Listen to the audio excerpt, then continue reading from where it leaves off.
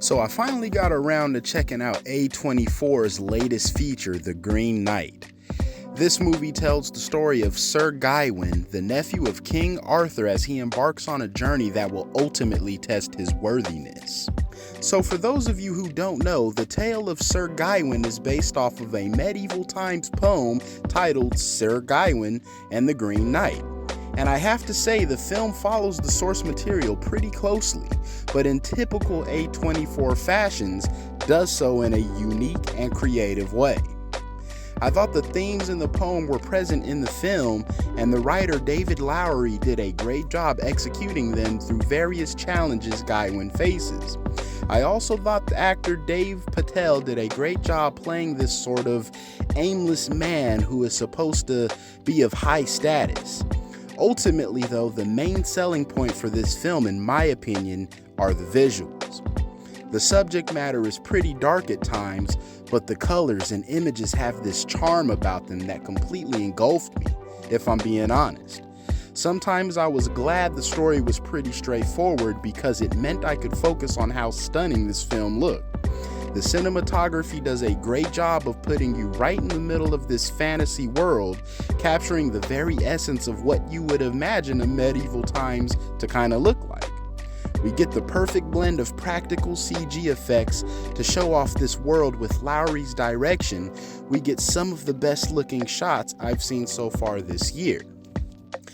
Now, for how beautiful the film did look and how good Patel is, I could honestly say the film stumbled significantly in terms of its story and character development.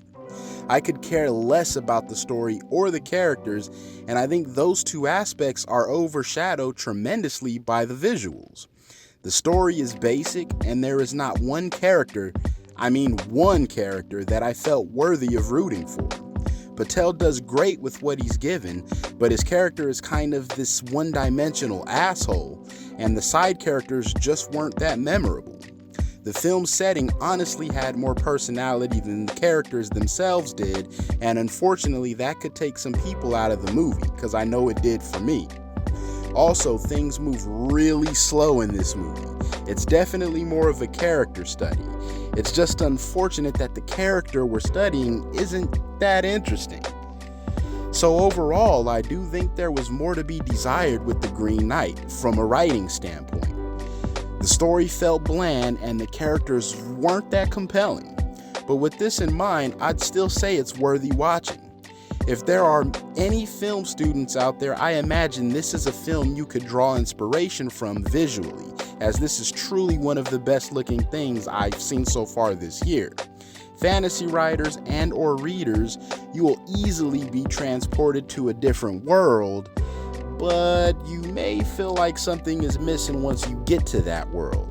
And for that, I have to give The Green Knight probably a 6, maybe a 6.5 out of 10.